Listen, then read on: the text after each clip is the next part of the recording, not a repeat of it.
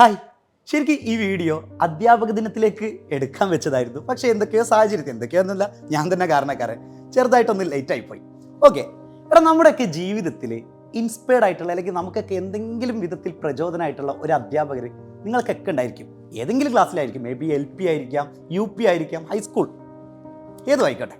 അപ്പോൾ ആദ്യം നിങ്ങൾ ചെയ്യേണ്ടത് അങ്ങനെ ഏതെങ്കിലും നിങ്ങൾക്ക് പ്രചോദനമായിട്ടുള്ള ഒരു അധ്യാപകനുണ്ടെങ്കിൽ ആ അധ്യാപകൻ്റെ പേരും സ്കൂളൊന്ന് മെൻഷൻ ചെയ്യാം. അതുപോലെ തന്നെ ഈ കഥ നടക്കുന്നത് ഇപ്പോൾ സീസണാണല്ലോ, ഓണപ്പരീക്ഷയുടെ അല്ലേ, ഓണപ്പരീക്ഷയുടെ സീസണിൽ തന്നെയാണ് ഈ കഥയും നടക്കുന്നത്. ശരിക്കും നമുക്കൊക്കെ ഓണം എക്സാം കഴിഞ്ഞാൽ എല്ലാ സ്കൂളിലും എല്ലാ ക്ലാസ് റൂമിലും തകൃതിയായിട്ട് നടക്കുന്ന ഒരു സംഭവമാണ് പാരൻസ് മീറ്റിംഗ്. ഞാൻ പഠിച്ച സ്കൂളിലും 9ാം ക്ലാസ്സിലാണ് കേട്ടോ അത് പഠിക്കുന്നത്. 9ാം ക്ലാസ്സിൽ പഠിക്കുമ്പോൾ ഇതേപോലെ പാരൻസ് മീറ്റിംഗ് വെക്കുന്നുണ്ട്. അങ്ങനെ പാരൻസ് മീറ്റിംഗ് നടക്കുന്നുണ്ട്.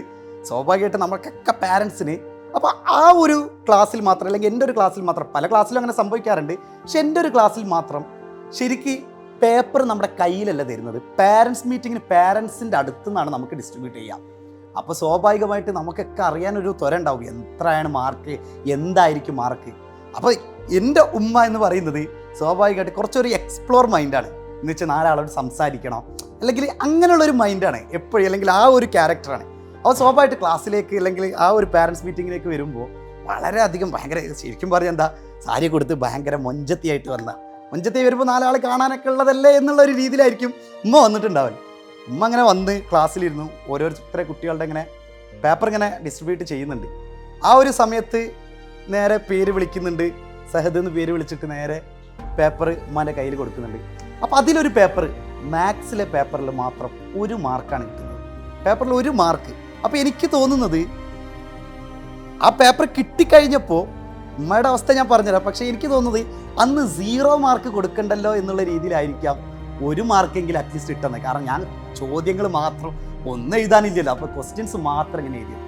പക്ഷെ ഉമ്മൻ്റെ കണ്ണൊക്കെ ഇങ്ങനെ ഭയങ്കര നിറയാൻ തുടങ്ങി. കാരണം ഇത്ര ആളുകളുടെ ഇടയിൽ ഇങ്ങനെ തന്നിട്ട് ആ അധ്യാപകൻ പറഞ്ഞൊരു വാക്കുണ്ട്, അത് ഞാൻ ഇവിടെ എന്തായാലും പറയണില്ല. എന്തായാലും എനിക്ക് ഭയങ്കര ഒരു ഹെഡ് ടച്ചിങ് ആയിട്ടുള്ളൊരു വാക്കാണ് അന്ന് അധ്യാപകൻ പറഞ്ഞത്. എന്നെക്കൊണ്ട് മാത്സ് പറ്റൂല, അല്ലെങ്കിൽ ആ ഒരു തീം വരുന്ന രീതിയിലായിരുന്നു പറഞ്ഞത്. പക്ഷേ അന്ന് എനിക്ക് ആ 1 മാർക്ക് കിട്ടിയതിലല്ല വിഷമമായത്. അത്രയും അണിഞ്ഞൊരുങ്ങി വന്ന് ഇത്രയും ആളുകളുടെ ഇടയിൽ ഉമ്മക്ക് ഇങ്ങനെ പേപ്പർ കൊടുത്തപ്പോൾ ഉമ്മൻ്റെ കണ്ണിങ്ങനെ ശരിക്കും നിറയുന്നുണ്ടായിരുന്നു. അതവിടെ അവസാനിക്കുന്നുണ്ട്. നേരെ ഉമ്മ വീട്ടിലേക്ക് വന്നാൽ എന്തായാലും അവിടുത്തെ ദേഷ്യം, അവിടുത്തെ വിഷമം, എല്ലാ വികാരങ്ങളും എനിക്ക് പറയുമ്പോൾ തന്നെ ശരിക്കും അത് തൊണ്ടയിടറുന്നുണ്ട്. അപ്പോൾ ആ വികാരം മുഴുവനും വീട്ടിൽ ചെന്നപ്പോൾ എൻ്റെ പുറത്തായിരുന്നു തീർത്തത്. പക്ഷേ എനിക്ക് ആ ഒരു കാര്യം മാറ്റി നിർത്തി കഴിഞ്ഞാൽ എന്തുകൊണ്ട് എനിക്ക് ആ സബ്ജക്റ്റിൽ മാത്സിൽ എനിക്ക് ഇത്ര മാർക്ക് കുറഞ്ഞു?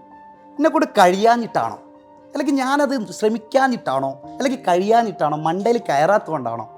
എന്തായാലും ഞാൻ ഒരു ദൃഢനിശ്ചയം ഞാൻ എടുത്തു. ഇനി ഒരിക്കലും മാത്സ് എന്ന പേപ്പറിൽ, മറ്റുള്ള സബ്ജക്റ്റൊക്കെ അവിടെ നിൽക്കട്ടെ, മാത്സ് എന്ന പേപ്പറിൽ ഞാൻ ഫെയിലാവില്ല.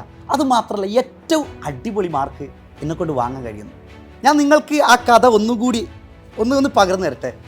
നമുക്ക് വേണമെങ്കിൽ എനിക്ക് 2 ഓപ്ഷൻ എടുക്കാം അവിടെ. ഒന്നല്ലെങ്കിൽ മാത്സ്, ഇപ്പോൾ ഏതായാലും ഉമ്മ കരഞ്ഞു, ഇനിയും ഇതന്നെല്ലാം സംഭവിക്കുള്ളൂ, ഉമ്മക്ക് വലിയ പ്രതീക്ഷ ഒന്നും ഉണ്ടായിരിക്കില്ല, അങ്ങനെ വേണമെങ്കിൽ ചെയ്യാം. 2ാമത്തെ ഓപ്ഷൻ എന്ന് പറയുന്നത്, എനിക്ക് പഠിച്ച് അവിടുന്ന് കരഞ്ഞിറങ്ങിപ്പോയി, അല്ലെങ്കിൽ ഇറങ്ങിപ്പോയി കരഞ്ഞിങ്ങനെ കണ്ണ് കലങ്ങി നിന്ന ഉമ്മയുടെ സന്തോഷിപ്പിച്ചുകൊണ്ട് നമുക്ക് വേണമെങ്കിൽ അതിനെ മാറ്റിയെടുക്കാം. ഇതിൽ 2ാമത്തെ ഓപ്ഷനാണ് ഞാൻ ചൂസ് ചെയ്തത്. ഇനി ഒരിക്കലും ഈ ഒരു എക്സാമിൻ്റെ പേരിൽ, അല്ലെങ്കിൽ ഒരു മാത്സ് പേപ്പറിൻ്റെ പേരിൽ ഒരിക്കലും എൻ്റെ ഉമ്മ കരയില്ല എന്നുള്ള ആ ദൃഢനിശ്ചയമാണ് ഞാൻ എടുത്തത്. 9ാം ക്ലാസ് കഴിഞ്ഞു. അന്ന് അത്ര വലിയ മാർക്ക് കിട്ടിയില്ല, എന്നാലും ഫെയിലായില്ല. പക്ഷേ 10ാം ക്ലാസ് എത്തി, ഏറ്റവും അടിപൊളി മാർക്ക് തന്നെ മാത്സിൽ കിട്ടി. വീണ്ടും +1 +2ലേക്ക് ഞാൻ സയൻസ് എടുത്ത് പോകുന്നുണ്ട്. വീണ്ടും അവിടെ മാത്സിൽ കിടിലൻ മാർക്ക് വരാണ്. അപ്പോൾ ഞാൻ ഇതിൻ്റെ തുടക്കം പറഞ്ഞിരുന്നു, എന്തുകൊണ്ടാണ് വീണ്ടും ഈ സയൻസ് കഴിഞ്ഞ് ഞാൻ വീണ്ടും BSc മാത്സ് എന്നുള്ളത് എടുക്കുകയാണ്. വെറും മാത്സ്, 9ാം ക്ലാസ്സിൽ മാത്സിൽ വെറും 1 മാർക്ക് കിട്ടിയ, എന്ന് വെച്ച് കഴിഞ്ഞാൽ മാത്സ് എന്നെക്കൊണ്ട് ഒരിക്കലും കഴിയില്ല എന്ന് വിലയിരുത്തി, അല്ലെങ്കിൽ അവിടെ ആനയിട്ട് അടിവരയിട്ട് പറഞ്ഞ ആ ഒരു മുഹൂർത്തത്തിൽ നിന്ന് ഞാൻ വീണ്ടും BSc മാത്സ് എന്ന് വെച്ചാൽ വെറും മാത്സ് മാത്രം പഠിക്കാം. വീണ്ടും B.Ed എടുത്തതും, എന്ന് വെച്ചാൽ ഒരു അധ്യാപകനാവണമെങ്കിൽ എടുക്കേണ്ട ക്വാളിഫിക്കേഷൻ, അതും ഞാൻ ഏത് സബ്ജക്റ്റാണ് എടുക്കുന്നത്, ഈ മാത്സ് തന്നെയാണ്.